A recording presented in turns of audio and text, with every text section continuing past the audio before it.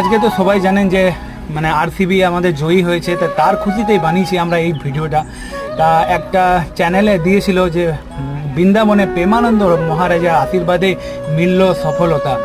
তো 18 বছরের অপেক্ষা আজ পূর্ণ হলো। তো সত্যি করেই মানে বিরাট কোহলির ভগবানের আশীর্বাদ আছে বলে আজ এই সফলতা পূর্ণ হয়েছে।